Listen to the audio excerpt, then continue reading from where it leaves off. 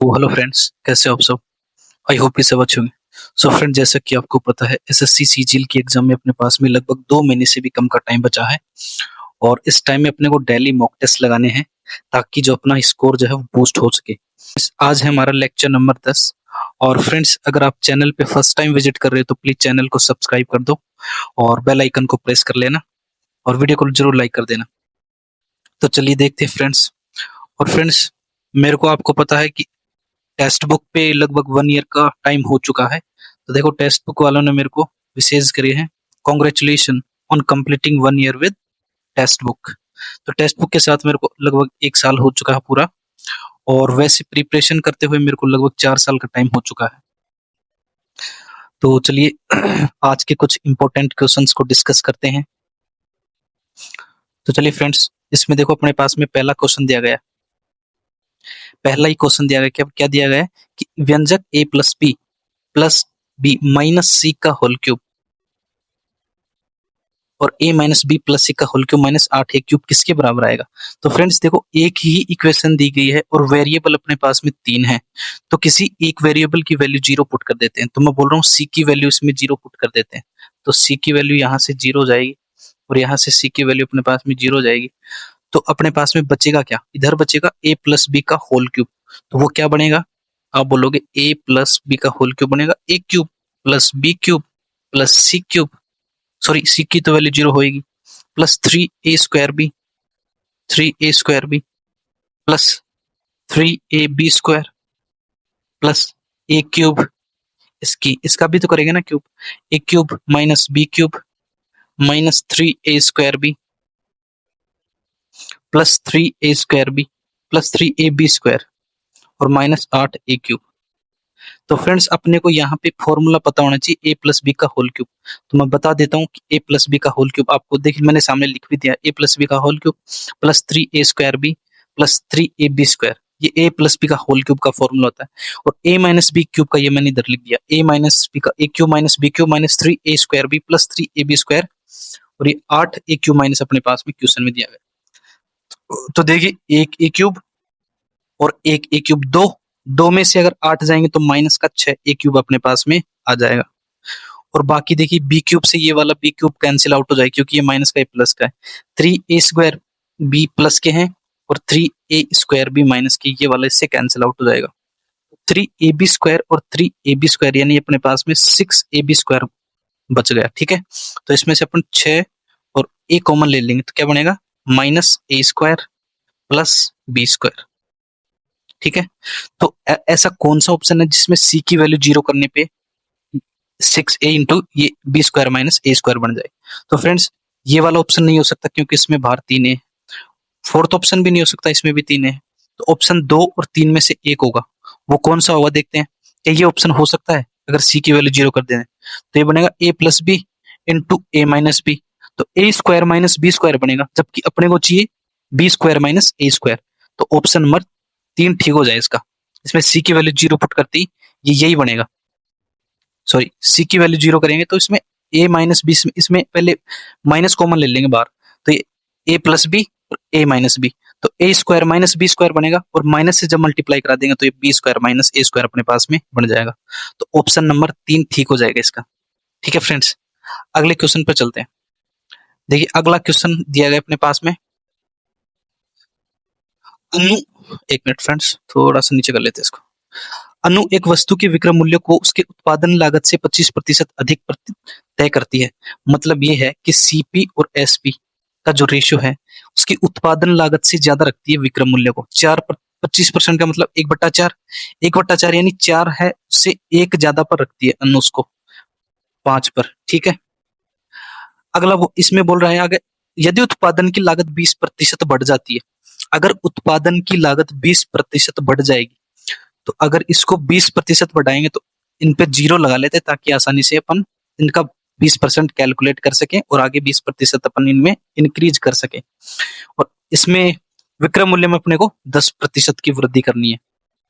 तो 20% का मतलब 1/5, तो 40 का 1/5 कितना होता है, 40 का 1/5 8, तो 8 बढ़ जाएंगे तो अपने पास में 48 हो जाएगा। ठीक है, और इसमें बढ़ाना अपने पास में 10%, तो 10% 1/10, 1/10 यानी 5, तो 5 बढ़ाएंगे तो इसमें अपना 55 बढ़ जाएगा, 55 हो जाएगा। तो 48 से 55 हो गया तो कितना बढ़ गया? आप बोलोगे 48 से 55 7 बढ़ गया, तो 7 बढ़ गया आउट ऑफ टोटल कितने पे?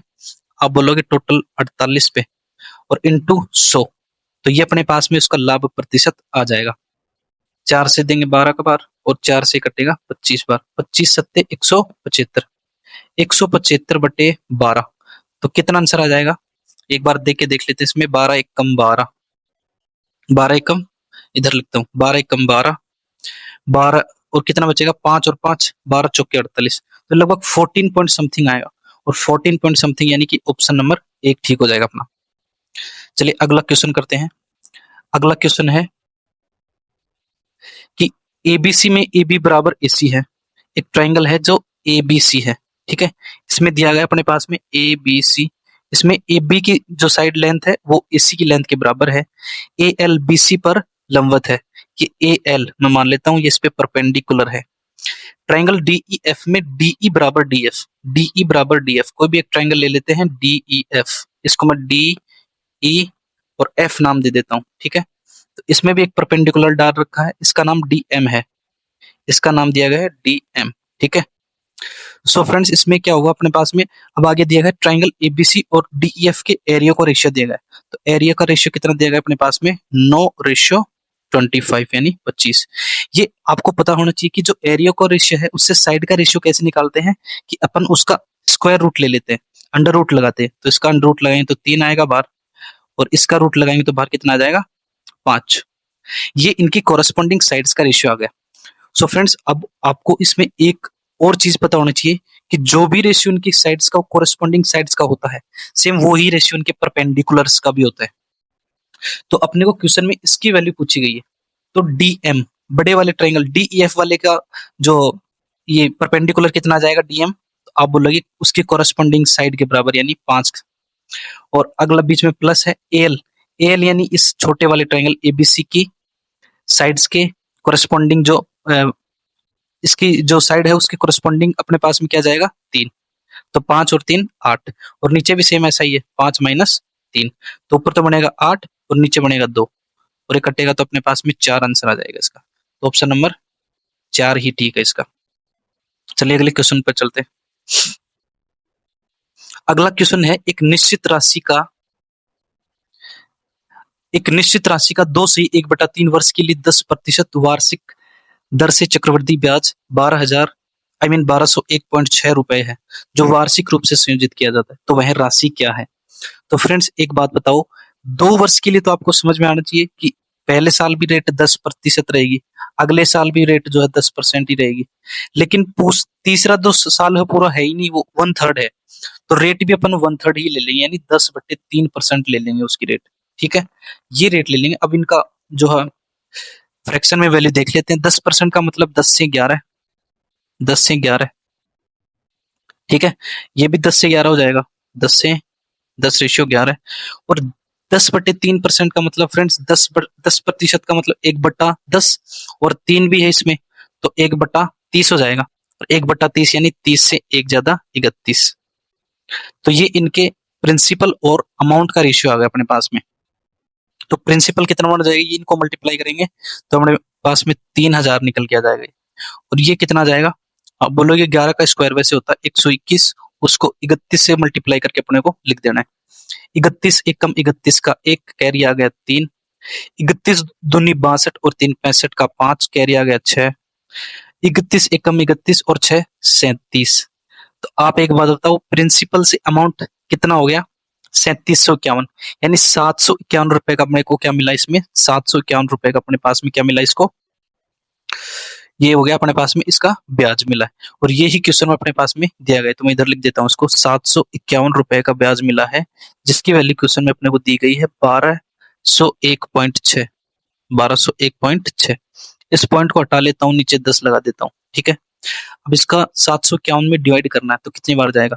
तो देखो 700 दूनी 1400, तो एक बार जाएगा, तो मैं बोलता हूँ एक बार जाएगा, और कितना जाएगा इधर? 751 लिख देता हूँ मैं इधर ही, 751, इसमें से घटा लो कितना बचेगा? एक में से एक जाएंगे 0, 10 में से 5 जाएंगे तो 5, और 11 में से 7 जाएंगे तो अपने पास में 4, 450 तो नहीं जाएगा। अब आगे 6 और उतार लेंगे तो आ जाएगा 4506, 4506। तो 7 का डिवाइड करेंगे इसमें कितनी बार जाएगा, 700 दूनी 1400, 2100, 7 चौके 48, 7 चौके 28, 7 पांजे 35, 7 छिके 42। तो ये लगभग 6 टाइम्स जाएगा, क्योंकि अगर इसका 6 टाइम निकालेंगे तो अपने पास में ये 4506 निकल के आ जाएगा। तो एक पॉइंट की वैल्यू 16 और डिवाइड में अपने पास में 10, एक पॉइंट की वैल्यू इतनी है। तो अपने को पूछा है उसमें वह राशि क्या है, यानी प्रिंसिपल की वैल्यू पूछा है। तो प्रिंसिपल भी अपने पास में 3000 का 16/10 गुना, इसका अपन 16/10 गुना निकालेंगे तो क्या आ जाएगा, 0 से 0 कैंसिल हो जाएगा और 16 3 4800, तो इसका आंसर आ जाएगा अपने पास में 4800।